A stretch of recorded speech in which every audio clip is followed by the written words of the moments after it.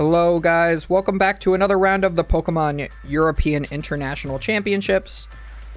We have, I'm gonna say just Ben on the left because I am very bad at pronunciation with names, so I apologize. Versus Alex on the right. Alex Szymanski, being one of the best players in the game, gets second place at quite a lot of regionals and stuff. So we will have to see how well he does here.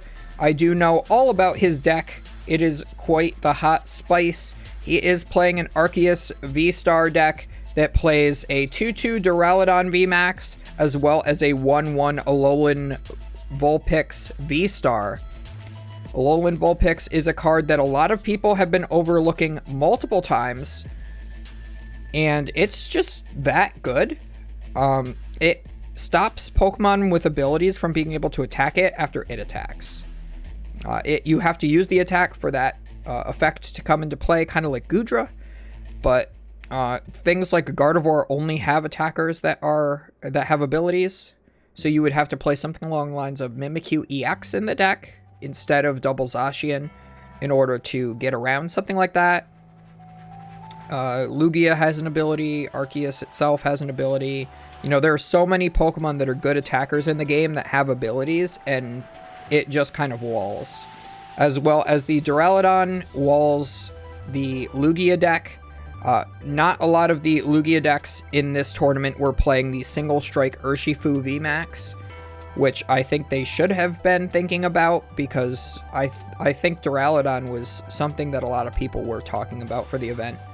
And if you do look at the top 8 lists, there were 3 different variations of decks that do have Duraludon in them. 2 of which were Lugia, surprisingly enough. Lugia playing its own counter, which is kind of funny. Lugia was the most hyped deck, but I would even argue that the Duraludon might have been the second most hyped. And Gardevoir had gotten no hype at all, but everybody was playing it. We do see Dreepy is on the bench. It has an attack that basically says 10 and your opponent can't retreat. It is a Fusion Strike Pokemon, or at least I think that's what the attack does. It is a Fusion Strike Pokemon, so you can still draw until you have 6 cards when you have a full bench with it in the picture. We do get the Cramomatic is going to discard an item card, which is the Battle VIP Pass. Can't use that if there's a full bench, so might as well. We are going to attach an energy to our Mew V. I think that is a little bit risky, because if your opponent has Boss's Orders, that thing is going down next turn. As you can see, Alex, because he is an Arceus deck, he is a little bit unfavored to Mew, especially an Arceus Duraludon deck. Duraludon decks do not do anything against Mew. You would think that they would, because Mew only plays Double Turbo Energies usually, and if they play anything else, they usually play Fusion Strike Energies. But yeah, there's this thing called Max Miracle. So if you have two Mew VMAX in play, you can use Cross Fusion Strike to copy the other Mew VMAX's Max Miracle attack and do 110 to a Duraludon, and then you take damage from Duraludon, and then you switch into the other Mew VMAX, and then you do it again. And then you put your third Mew VMAX into play, and then you do it again. And then Duraludon goes down, and then they cry, and it's a good time. So, you could always throw in a Psychic Leap or 2 here or there in the middle of it. Doesn't do any damage to them, but you do heal some damage. You can, like, feed them a Genesect instead of a 3-prizer. Or you could feed them a Dreepy like this to feed them a 1-prizer instead. As Ben does do here, he does feed the 1-prizer here so that the double Drapion that's in here does not take a 2-prize knockout on turn 1. Normally you want to save your Drapion for the last attack of the game against Mew so that you get the most value out of it. Especially if you're playing for Sky Seal Stone, because then you can take 2 prize cards. Your opponent can never play Roxanne, and then you take 4 prize cards at once off of Mew VMAX. But this deck utilizes Starbirth most of the time to get set up.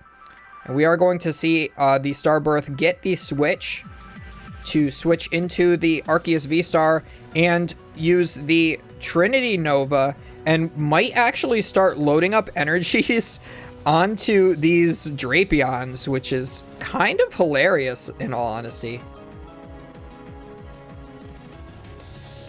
Yeah, so it goes for a metal to both and then water to one of them.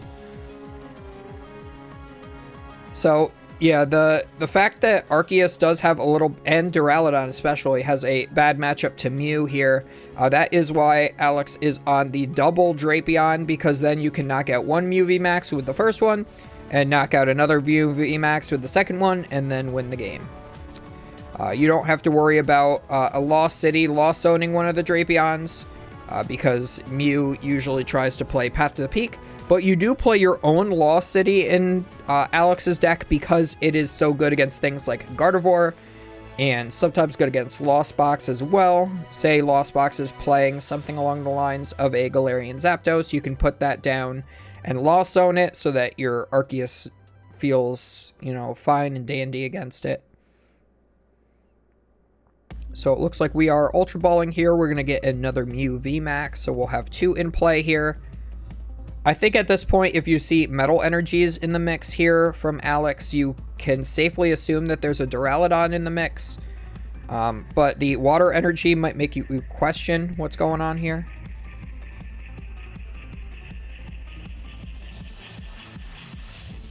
I mean, if I saw Water Energy in Arceus, I mean, usually that means Arc Intel, but that rotated.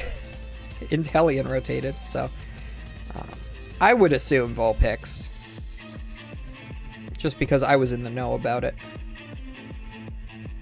We could go for the Feather Ball and get a third Mew VMAX into play, but then that removes your ability to Psychic Leap, and that is pretty scary. You really need to be able to, like, Boss's orders this turn and knock out one of the Drapion. It will go to the Lost Zone because of Alex's own Lost City, but he doesn't play any Pokemon recycling effects anyway. So it's not too much of a big deal if it goes to the Lost Zone, because you weren't going to be able to get it back from the discard pile anyway. There is that dead Nest Ball in the hand there. Mew, you know, always has dead Nest Balls in their hand now, because Quick Ball was such a better option. There, we are going to see the Feather Ball fail. I think that that's fine. Leave a Mew V in play so that you can have the option to Psychic Leap at some point. And if you're Ben here, I don't know exactly what the best course of action is to get around this. I think that you have to dig for Boss's Orders Power Tablet so that you can knock out one of the Drapion, let Alex's second Drapion knock you out, and then knock that one out as well.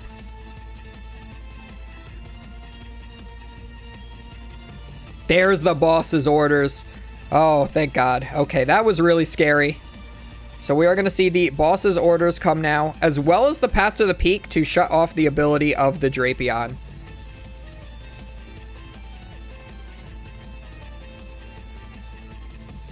And yep, we do see an... Oh, no, we see a knockout of the Arceus. Did he already play a supporter that turn? Yeah, I don't like that.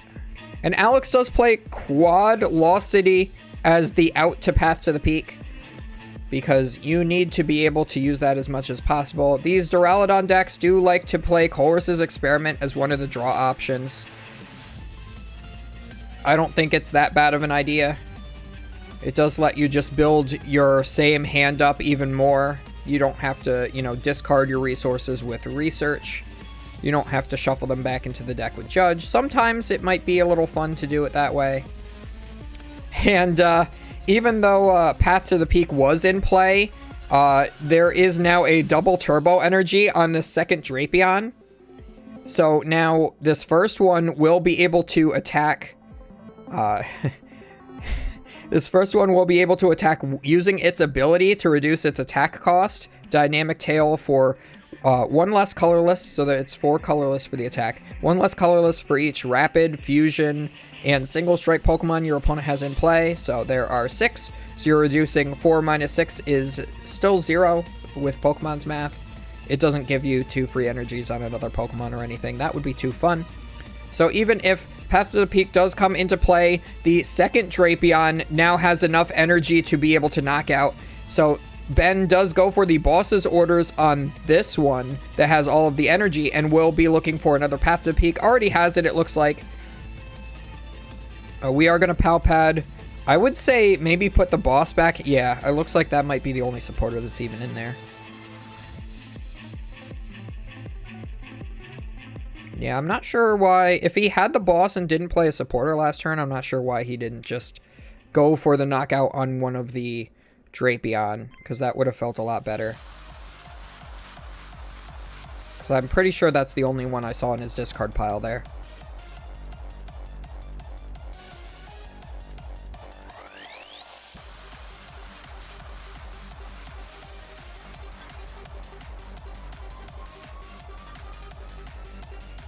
So we're going to see an Ultra Ball. We're getting rid of a Pidgeot V. It's a very odd inclusion in Mew decks. I don't know why they play that. You could, with the version that has the Infestation, you could potentially get them into a deck out loop where you just Infestation a bunch of times, and then if you're decking out, you could just continuously put your Pidgeot back into the deck with its own ability. But I feel like that's kind of against the way Mew wants to play. So it doesn't really feel right. You also reduce the damage you do as long as you're attacking with the Mew VMAX. With the double turbo energy, so you actually don't do damage that way. So like say Alex Szymanski has Duraludon VMAX in play with no energy. And like a 5-card deck left or something, or a 10-card deck left. And you know there's probably not enough energy left.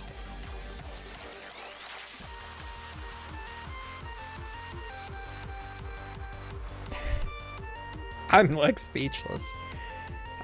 You could try to deck him out that way. But yeah, we just see Alex attaches a double turbo for turn to the dynamic tail Drapion V, researches, finds the Lost City, puts it down to get rid of the Path to the Peak, and wins off the back of double Drapion.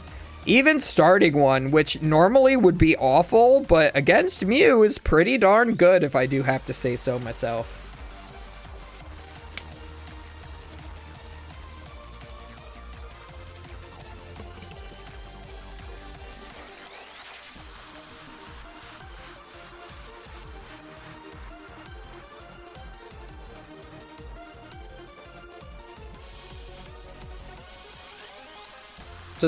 Does Forest Seal Stone, is that called Pierre Sylvester?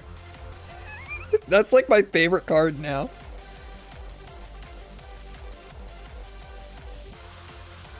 That sounds French. I'm not sure. I'm gonna have to check into that.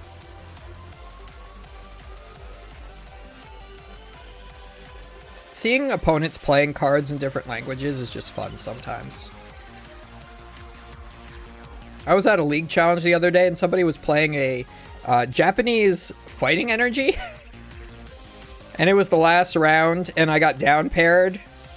And if I beat him, I made points at the league challenge. And I told him his card was illegal and he's like, "What, you gonna call the judge on me at the last round when we're at the bottom tables?" And I'm like, "Dude, I don't care. It's a league challenge. They're not gonna give you any penalty because it's not a regional. They don't know what they're doing. I'd give you a game loss. It should be a game loss. And they'd just replace the card with a basic energy." And then, of course, I didn't say anything, so he beat me. So. But yeah, if I called the judges, they would have been like, it's fine. Why is it illegal? It's fine in Magic.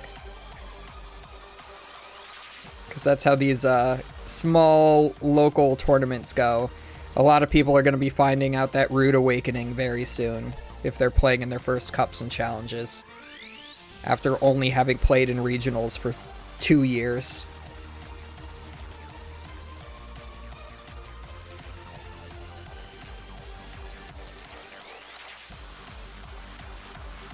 I had one judge tell me that Shedinja, when it becomes a tool and attaches to their Lost March Pokemon to get put in the Lost Zone, that the Nincada that it evolves from also becomes a tool and gets attached to it. So there's still one card attached to the Pokemon. So I lost a League Cup because I got hit for an extra 20 damage and got exact one-shot on my Blacephalon. So I told him that I would like to appeal the ruling to the Judge Discord, and he said, "What's Discord?" So comment down below if you've ever had really bad interactions with local judges that just do not know what they're doing. Because that happens a lot. Like, you guys complain about, on Twitter, you guys complain a lot about regional judges. You have no idea what local level judges are like. You quite literally apply to the professor's exam, answer 10 questions, and get in every time.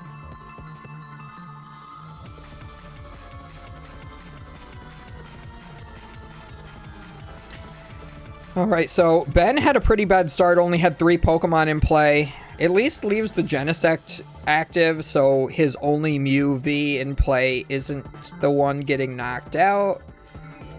However, there's double Drapion in play from Alex. He just doesn't care. He's like, bench double Drapion. I'm gonna win the game. We're going to see a research here. Yeah, and if you're Alex, I wouldn't bother taking the 2 prize knockout. I think he knows that it's much better to take the 3 prize knockouts on the next turn. So if he was able to draw a double turbo energy, we would have just seen a Trinity charge here anyway. He does play 1 choice belt in the deck. So if we do see the evolution next turn, if Ben does miss the knockout on the Arceus V, or even the Drapion V, we will likely see a Starbirth for the Choice Belt and the Double Turbo and take the knockout on the Genesect V. And then the Drapions will win the game from there. Yeah, so normally you want to hold Drapion in hand and put it down the turn you're going to attack with it. But since Alex is playing double Drapion, he has not a care in the world. He's like, I'm going to rip you apart. He's like, I give 0 shits. Just way too powerful. I don't know. My friend was watching this and he's like, yeah, Alex's deck is so good against Mew. There was one turn where he just benched 3 Drapion. He started 1 and then benched 2 and he's like, what are you going to do? And I'm like, there's no way. No, there's only 2 in his deck list. And clearly in this match, he's only put 2 down each game. So I don't know where he got the number 3. This man always exaggerates. I'm talking about you, Alan.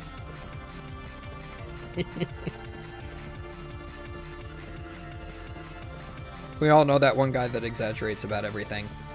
I thought it was me, but apparently not.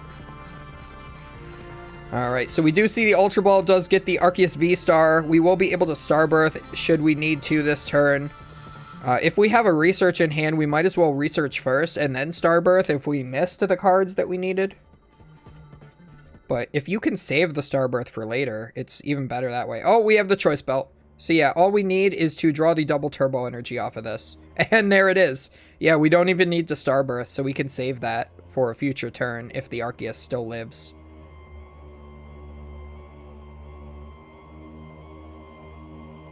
Oh, we're even going to Nest Ball for good measure. It looks like we're just going to fail that. Or no, he was just thinking because he was looking at his hand. Oh no, now he's going to Trinity Nova. Okay. So yep, again, 2 energy to 1, 1 energy to the other. Spread the energies on those Drapion. Drapion is just such a good card, man. I can tell you, Mew can win off of, against single Drapion a lot of the times, especially with Path, especially with Roxanne and Judge. But I don't know, with the consistency decrease that Mew got going into this format, it just feels so much worse against Drapion. And its position in the meta just feels a little bit off as well. But yeah, if Alex is just going to be like, I have a bad matchup against Mew, I'm going to throw 2 Drapion in my deck and call it a day. Seems pretty good.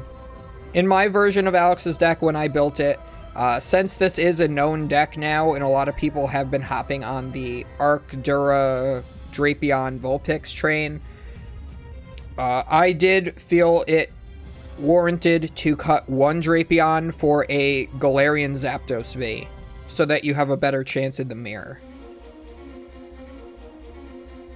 But that's the biggest change. But I don't really feel like Duraludon gives a lot of value, so I'm still working on it. My friend Alan, who's been working on the Arceus Vulpix deck for quite a while, a lot more than me, he has quite a lot of better ideas. You'll guys will see it in future videos. I did record a recent league challenge, so you'll be able to see his deck. But the gist of it is that it's Arceus, Vulpix, Flying Pikachu, Aerodactyl, Espeon VMAX. I know it sounds like a lot, but it does work, trust. Oh man. Alright, so we see another Trinity Nova knocking out the Dreepy, charging up both Drapions so that they're not, one of them is 1 energy away from being able to attack under a path, and the other one has 4 energy to be able to attack under a path. And this is just absolutely bonk. Like, what's Ben gonna do? Alex is quite literally just, like, stepping on this man's throat. This is just dirty. Like, casually, even. And Alex is like, yeah, it's fine having a 2-card hand. Like, I don't care. I have game on board. He's like, I have game on board in every way. And Ben's just like, I scoop. Yeah. So I hope you guys enjoyed that, because I certainly did. Do not forget to comment, like, and subscribe, because those are all very important to the YouTube algorithm, making sure these videos get pushed out to everybody that would be interested in them and whatnot. And we will see you guys next time.